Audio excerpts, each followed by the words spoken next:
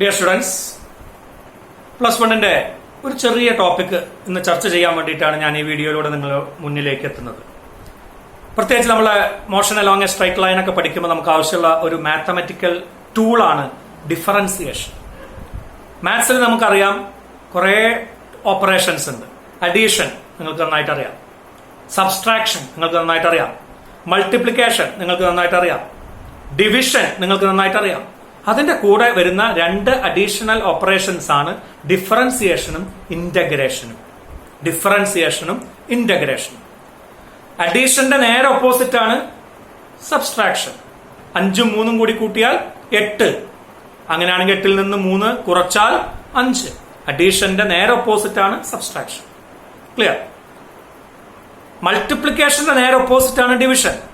5 × 3 15.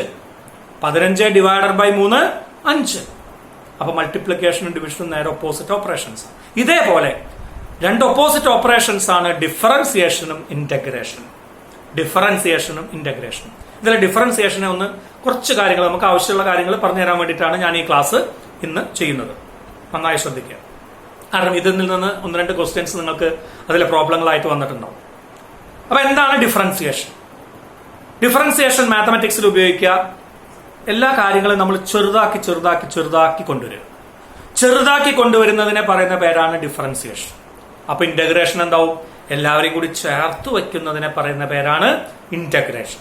ചെറുതാക്കുന്നതിനെ, മുറിക്കുന്നതിനെ, split ചെയ്യുന്നതിനെ differentiation എന്നും ചേർത്ത് വയ്ക്കുന്നതിനെ ഇന്റഗ്രേഷൻ എന്നും നമുക്ക് നമ്മളുടെ ഭാഷയിൽ പറയാം. ഓക്കെ, അപ്പൊ ഞാൻ എന്റെ ഭാഷയിൽ ഒന്നുകൂടി പറയാം.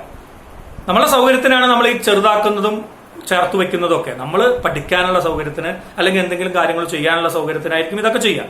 അപ്പൊ ഇന്ത്യ എന്ന് പറയുന്ന വലിയൊരു രാജ്യം, എത്രയോ ജനങ്ങളുണ്ട്, എത്രയോ വൈവിധ്യങ്ങളായിട്ടുള്ള ഭാഷകളും മതങ്ങളും നിറങ്ങളും ജാതികളും ഒക്കെ നിറഞ്ഞ, സംസ്കാരങ്ങളും ഒക്കെ നിറഞ്ഞ നമ്മളുടെ ഭാരതം. ആ ഭാരതത്തിനെ നമുക്ക് ഭരിക്കാനുള്ള സൗകര്യത്തിന്, അവിടെ നയതന്ത്ര കാര്യങ്ങൾ ചെയ്യാനുള്ള കാര്യത്തിന്, എല്ലാ ജനങ്ങളിലേക്കും വികസന പ്രവർത്തനങ്ങൾ എത്താനുള്ള കാര്യത്തിന് നമുക്ക് എന്ത് ചെയ്യാൻ പറ്റും? ഭാരതത്തിനെ ഒന്നാക്കുക എന്നുള്ളതിന് പകരം നമ്മൾ 29 സംസ്ഥാനങ്ങളായിട്ട് നമ്മൾ സ്പ്ലിറ്റ് ചെയ്തു. അല്ലെ? 29 സംസ്ഥാനങ്ങള്, 29 മുഖ്യമന്ത്രിമാര്, അവരാണ് ഓരോ സംസ്ഥാനങ്ങളും ഭരിക്കുന്നത്. അങ്ങനത്തെ ഒരു സംസ്ഥാനമാണ് നമ്മളുടെ കേരളം. എന്തിനു വേണ്ടിയിട്ടാണ് നമ്മൾ അങ്ങനെ സ്പ്ലിറ്റ് ചെയ്തത്? നമുക്ക് എല്ലാ കാര്യങ്ങളും കൂടുതൽ എഫിഷ്യന്റ് ആയിട്ട് ചെയ്യാൻ വേണ്ടിയിട്ട്. ഓക്കെ, അപ്പൊ വികേന്ദ്രീകരണം നടത്തി. ഈ വികേന്ദ്രീകരണത്തിനെ പറയുന്ന പേരാണ് ഡിഫറൻസിയേഷൻ. അപ്പൊ നമ്മളെ ഇന്ത്യയെ 29 സംസ്ഥാനങ്ങളായി നമ്മൾ ഡിഫറൻഷിയേറ്റ് ചെയ്തു എന്ന് പറയാം. എന്റെ ഭാഷയിലാ പറഞ്ഞു. തിരിച്ച് അങ്ങനെ 29 സംസ്ഥാനങ്ങളായിട്ട് ചിഹ്നം ഭിന്നായിട്ട് കിടക്കാൻ പാടുമോ? ഇല്ല. നമുക്ക് ആവശ്യത്തിന് ഇവരെയൊക്കെ കൂടി ഒന്നിച്ചാക്കണം. നമ്മളുടെ ഭാരതം എന്ന് പറയുന്ന സങ്കല്പത്തില് നമ്മൾ ഇതിനെ ഒന്നാക്കി മാറ്റണം. ഇങ്ങനെ ചേർത്ത് വയ്ക്കും. ആ 29 സംസ്ഥാനങ്ങളെ ചേർത്ത് വെച്ചാൽ നമ്മൾ അറിയാവുന്ന നമ്മളുടെ ഇന്ത്യയുടെ ആ ഷേപ്പ് നമുക്ക് കിട്ടും. അതാണ് ഇന്റഗ്രേഷൻ. അപ്പൊ 29 സംസ്ഥാനങ്ങളായിട്ട് ഡിഫറൻഷിയേറ്റ് ചെയ്തു. 29 സംസ്ഥാനങ്ങളെ ഇന്റഗ്രേറ്റ് ചെയ്താൽ വീണ്ടും നമ്മളുടെ ഇന്ത്യ എന്ന് പറയുന്ന ഒറ്റ രാഷ്ട്രം നമുക്ക് തിരിച്ചു കിട്ടുകയും ചെയ്യും. അപ്പൊ വേഗം കൺസെപ്റ്റ് മനസ്സിലായി. Differentiation is splitting up, integration is adding up. ചേർത്ത് വെക്കുന്നതിനെ ഇന്റഗ്രേഷൻ എന്നും മുറിച്ചു മാറ്റുന്നതിനെ ഡിഫറൻസിയേഷൻ എന്നും നമുക്ക് എളുപ്പത്തിൽ മനസ്സിലാക്കാവുന്ന ഭാഷയിൽ പറയും. എന്തിനാ നമ്മൾ ഇങ്ങനെ ഉപയോഗിക്കുന്നത്?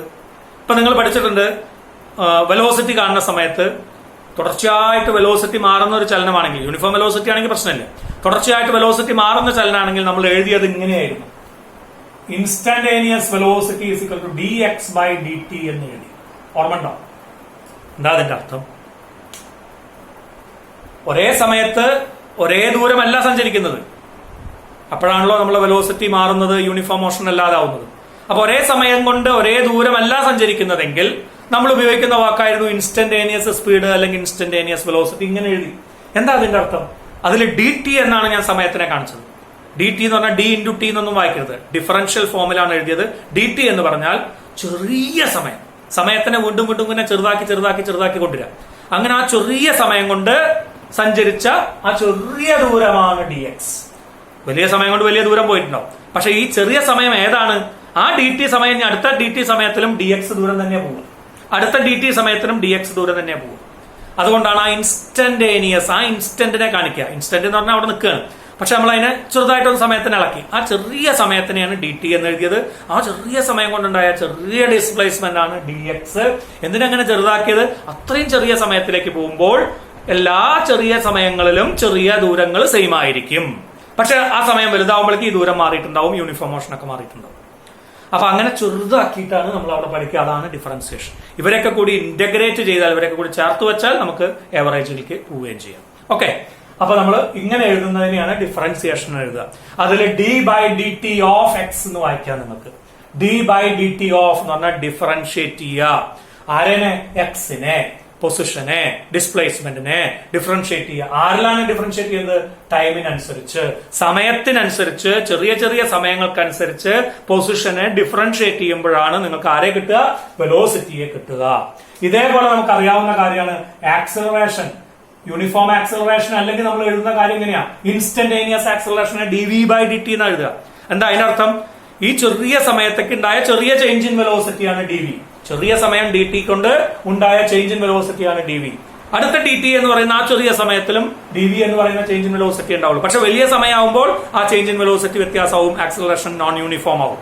അപ്പോഴാണ് നമ്മൾ instantaneous acceleration d v by d t. വീണ്ടും ഞാൻ വായിക്കുന്നു, d by d t of v. വെലോസിറ്റിയെ ടൈമിൽ ഡിഫറൻഷിയേറ്റ് ചെയ്താൽ ആക്സിലറേഷൻ, പൊസിഷനെ ടൈമിൽ ഡിഫറൻഷിയേറ്റ് ചെയ്താൽ വെലോസിറ്റി. അപ്പൊ ഡിഫറൻസിയേഷൻ എന്ന് പറയുന്നത് ഒരു ഓപ്പറേഷൻ ആണ്. ഡി ബൈ ഡി ടി എന്ന് എഴുതിയാൽ സമയത്തിൽ ഡിഫറൻഷിയേറ്റ് ചെയ്യാം. ആരിനെ? എക്സ് എന്ന് എഴുതിയാൽ പൊസിഷനെ. സമയത്തിൽ പൊസിഷനെ ഡിഫറൻഷിയേറ്റ് ചെയ്താൽ വെലോസിറ്റി, സമയത്തിൽ വെലോസിറ്റിയെ ഡിഫറൻഷിയേറ്റ് ചെയ്താൽ acceleration. d by dt of x is equal to v, d by dt of v is equal to a. ഈ വിക്ക് പകരം നിങ്ങൾക്ക് ആരെ കൊടുക്കാം? dx by dt എന്ന് എഴുതാം. അപ്പൊ ഞാൻ എഴുതുമ്പോൾ ശ്രദ്ധിച്ചോട്ടെ, d by dt of ആരാ? d by dt ആരെയാണ് ചെയ്യുന്നത്? വെലോസിറ്റിനെ. വെലോസിറ്റി ആരാണ്? d by dt of x, instantaneous velocity dx by dt. അപ്പൊ ഞാൻ v എന്നുള്ളടത്ത് d by dt of x എഴുതി. അപ്പോ എക്സിനെ ഒരു പ്രാവശ്യം ഡി ബൈ ഡി ടി ചെയ്താൽ വെലോസിറ്റി, എക്സിനെ 2 പ്രാവശ്യം ഡി ബൈ ഡി ടി ചെയ്താൽ ആക്സിലറേഷൻ. ഇതിനെ നമുക്ക് ഒന്നും കൂടി ഇങ്ങനെ വൃത്തിയാക്കി എഴുതാം. 2 പ്രാവശ്യം ഡി ബൈ ഡി ടി ചെയ്യാന്നുള്ളതിന് d square by d t square എന്ന് എഴുതാം. D square by d t square x. അപ്പൊ d square x by d t square എന്ന് വായിക്കാം. d square x by dt square is acceleration, dv by dt is acceleration, dx by dt is velocity. x നെ ഒരു d by dt ചെയ്താൽ velocity, വെലോസിറ്റിയെ ഒരു d by dt ചെയ്താൽ acceleration, പൊസിഷനെ 2 പ്രാവശ്യം d by dt ചെയ്താൽ, അതായത് d square by dt square ചെയ്താൽ acceleration. ഇങ്ങനെ ഒരു കൺസെപ്റ്റ് നമ്മുടെ മനസ്സിലുണ്ടായിക്കോട്ടെ. എന്തിനു വേണ്ടിയിട്ടാണെന്ന് പറഞ്ഞു? തുടർച്ചയായിട്ട് മാറുന്ന കേസിൽ ആ മാറ്റത്തിനെ നമ്മൾ ഇല്ലാതാക്കാൻ വേണ്ടിയിട്ട് ചെറിയ സമയമാക്കി മാറ്റുകയാണ്. അത്രയും ചെറിയ സമയത്തിൽ ആ മാറ്റം സെയിം ആയിട്ടായിരിക്കും. ഇവിടെ പൊസിഷന്റെ മാറ്റം ഇത്രയും ചെറിയ സമയത്തിൽ സെയിം ആയിരിക്കും, ഇവിടെ വെലോസിറ്റിയുടെ മാറ്റം ഇത്രയും ചെറിയ സമയത്തിൽ സെയിം ആയിട്ടായിരിക്കും. അങ്ങനെയാണ് നമ്മൾ ഇൻസ്റ്റന്റേനിയസ് ആക്സിലറേഷനും ഇൻസ്റ്റന്റേനിയസ് വെലോസിറ്റി സ്പീഡും ഒക്കെ കാണുന്നത്. അപ്പൊ ഇങ്ങനെ ഒരു കൺസെപ്റ്റ് നമ്മളെ മനസ്സിലുണ്ടായിക്കോട്ടെ. അപ്പൊ ഇതാണ് ഡിഫറൻസിയേഷൻ. ഇതിന്റെ നേരെ ഓപ്പോസിറ്റ് ആണ് എന്ത്? ഇന്റഗ്രേഷൻ എന്ന് വെക്കുക. അപ്പൊ തൽക്കാലം ഇന്റഗ്രേഷൻ നമ്മൾ പറയുന്നില്ല, ഡിഫറൻസിയേഷൻ ആണ് നമുക്ക് ഈ ചാപ്റ്ററിൽ കൂടുതലായിട്ട് ആവശ്യം വരുന്നത്. ഇനി സ്റ്റാൻഡേർഡ് ആയിട്ടുള്ള ഫോം ഞാൻ പറയാം, അതറിഞ്ഞാലേ നമുക്ക് പ്രോബ്ലങ്ങൾ ചെയ്യാൻ പറ്റുള്ളൂ. ശ്രദ്ധിച്ചോളൂ കേട്ടോ. D by d x of, ഇവിടെ ഞാൻ എഴുതിയത് സമയത്തിലെ ഡിഫറൻസിയേഷൻ. നമ്മൾ ഫിസിക്സിൽ വരുമ്പോൾ സമയത്തിലെ മാറ്റത്തിനനുസരിച്ചാണ് മറ്റ് പൊസിഷനിലും വെലോസിറ്റിയിലൊക്കെ ഉള്ള മാറ്റം കണ്ടത്. മാത്തമാറ്റിക്സിൽ പറയുമ്പോൾ നമ്മൾ എക്സിന്റെ മാറ്റത്തിനനുസരിച്ച് എന്ത് സംഭവിക്കുന്നു എന്നാണ്. അപ്പോൾ d y by d x എന്നാണ് എഴുതുക സാധാരണ. D y by d x, വൈക്ക് എക്സ് മാറുമ്പോൾ എങ്ങനെ മാറ്റം ഉണ്ടാവും? ഇവിടെ വൈന്റെ സ്ഥാനത്താണ് പൊസിഷൻ, എക്സിന്റെ സ്ഥാനത്താണ് ടൈം. ഇവിടെ ആണെങ്കിൽ വൈന്റെ സ്ഥാനത്ത് വെലോസിറ്റി, എക്സിന്റെ സ്ഥാനത്ത് ടൈം. ഓക്കെ, അപ്പൊ d y by d x എഴുതാം. അപ്പൊ ഇങ്ങനെയൊക്കെ എഴുതാനാണ് സാധാരണ പതിവ്. ഞാൻ പറയുന്നു ആ y is equal to x raise to n ആണ്. ഈ വൈയും എക്സും തമ്മിൽ എന്തോ ഒരു ബന്ധമുണ്ട്, അതുകൊണ്ടാണല്ലോ എക്സ് മാറുമ്പോൾ വൈ മാറുന്നു എന്ന് പറഞ്ഞത്. എക്സ് മാറുമ്പോൾ വൈന്റെ മാറ്റത്തിനെ നമ്മൾ ഇങ്ങനെ എഴുതുന്നത് d y by d x differentiation. ഇവിടെ ടൈം മാറുമ്പോൾ പൊസിഷൻ മാറുന്നു, ഇവിടെ ടൈം മാറുമ്പോൾ വെലോസിറ്റി മാറുന്നു, അങ്ങനെയാണ് ഈ വാക്കുകൾ വന്നത്.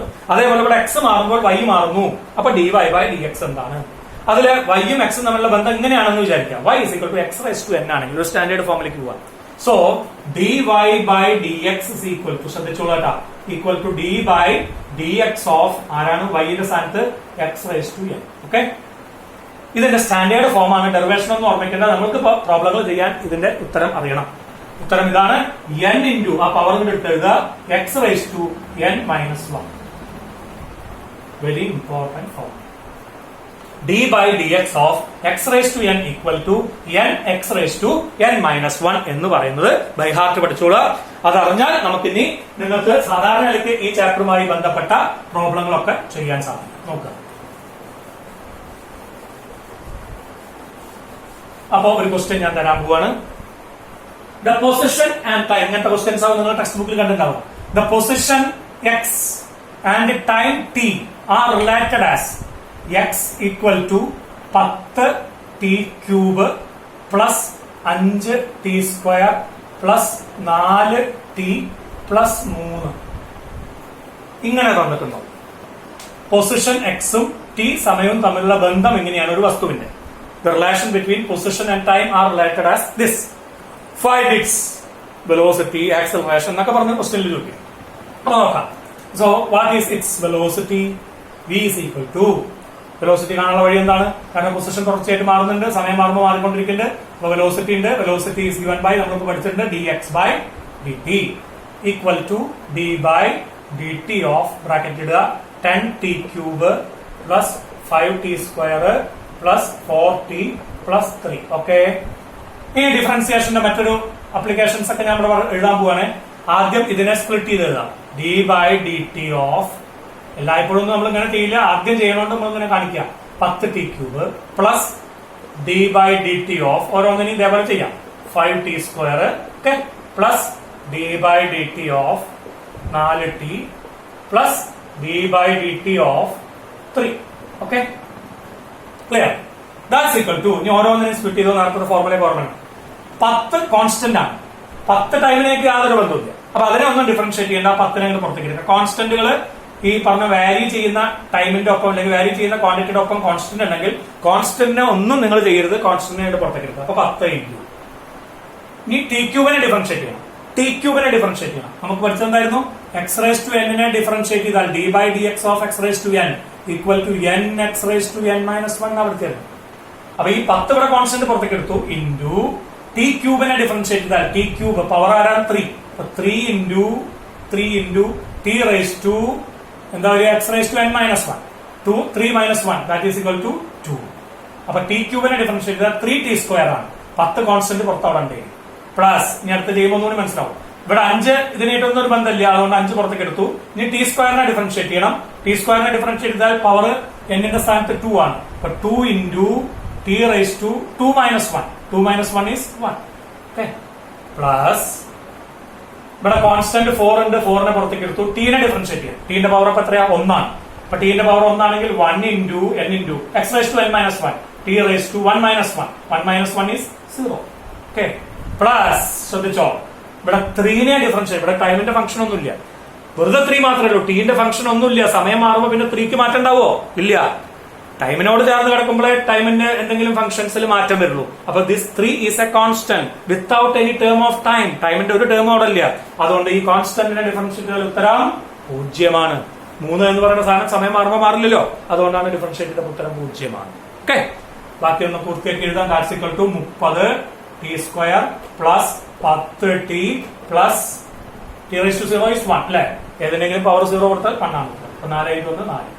ഇതാണ് എന്ത് കിട്ടിയത്? വെലോസിറ്റി. ക്ലിയർ ആയല്ലോ?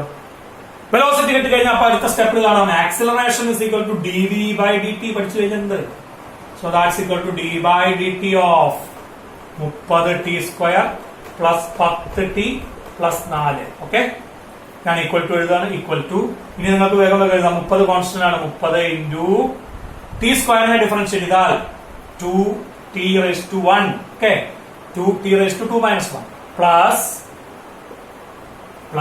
10t നെ ഡിഫറൻഷിയേറ്റ് ചെയ്താൽ 10 കോൺസ്റ്റന്റ് ആണ്. 10 ഇൻറ്റു 1 ഇൻറ്റു അല്ലെ, ടിന്റെ പവർ 1 ആണ്. അപ്പൊ 1 into t raise to 1 minus 1 is 0 plus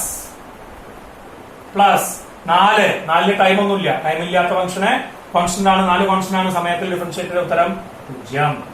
so answer is that's equal to എന്ത് വന്നു?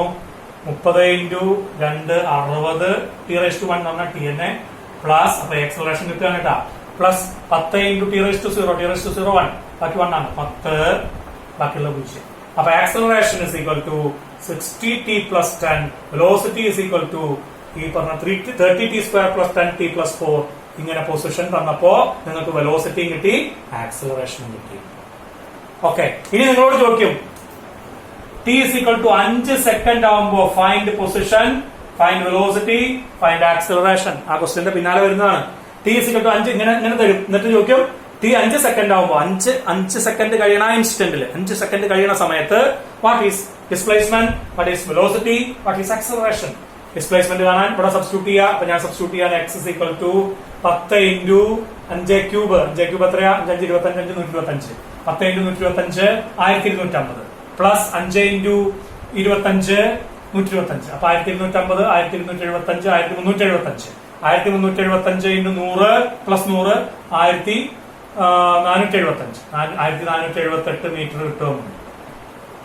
എന്നിട്ട് 10 into 5 25 125 125 10 into 125 1250. ഇവിടെ 5 25 125. അപ്പൊ 1250 125 കൂടി കൂട്ടിയാൽ 1375. 1375 4 into 5 4 into 5 20 1395 അല്ലെ? 1300 4 into 5 ആണ്. അപ്പൊ 1395 പ്ലസ് 3 1398 മീറ്റർ എന്ന് കിട്ടും. വെലോസിറ്റിയോ 5 സെക്കൻഡ് കഴിയുമ്പോൾ വെലോസിറ്റി അവിടെ 30 into 5 സ്ക്വയർ. 5 സ്ക്വയർ എത്രയാ? 25. 30 into 25 എത്രയത്? 750. 750 plus 10 into 5 50. അപ്പൊ 750 50 800 804 മീറ്റർ പെർ സെക്കൻഡ് എന്ന് കിട്ടും. ഇതൊക്കെ മീറ്ററിലാണെങ്കിൽ യൂണിറ്റ് SI സിസ്റ്റത്തിലാണെങ്കിൽ ഇങ്ങനെയൊക്കെ 30 into 5 square. 5 square 25. 30 into 25 325 75 750 plus 10 into 5 50. 750 50 800 plus 4 804. Acceleration 5 second കഴിഞ്ഞാൽ എത്രയും ഇവിടെ കൊടുക്കുക? 60 into 5 300.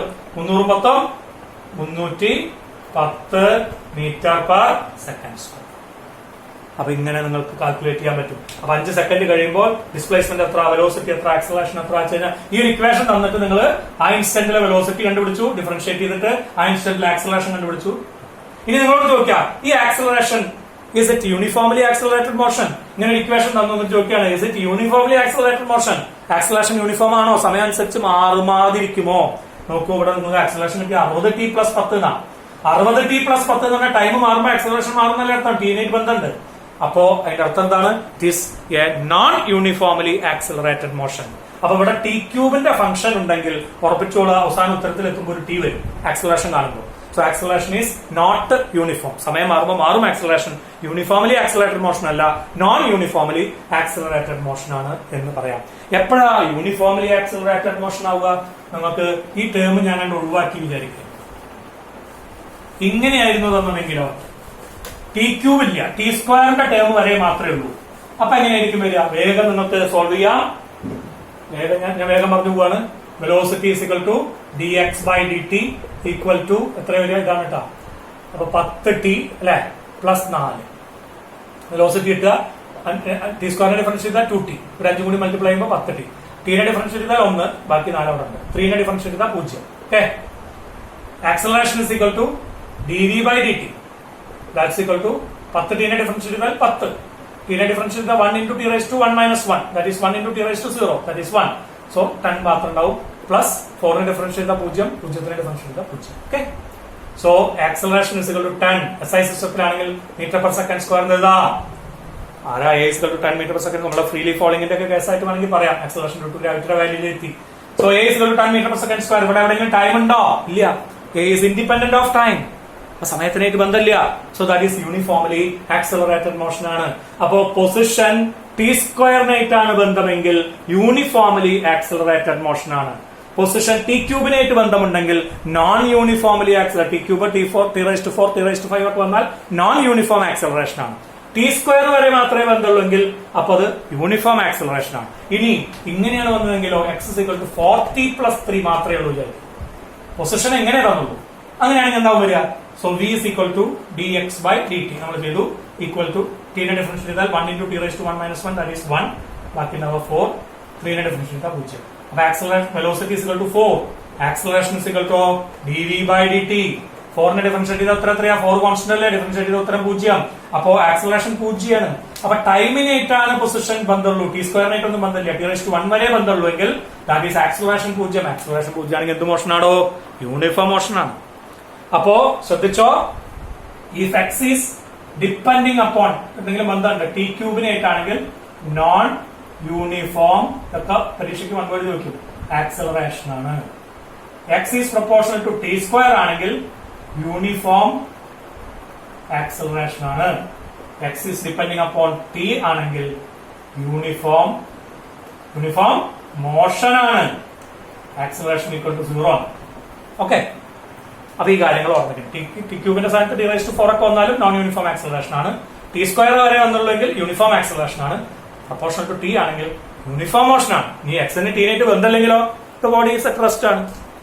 X is independent of t ആണെങ്കിലോ അത് നഷ്ടമായിട്ട് മാറും. നൽകില്ല പൊസിഷൻ സമയത്തിനനുസരിച്ച് മാറുന്നില്ലെങ്കിൽ പൊസിഷൻ കോൺസ്റ്റന്റ് ആണ്.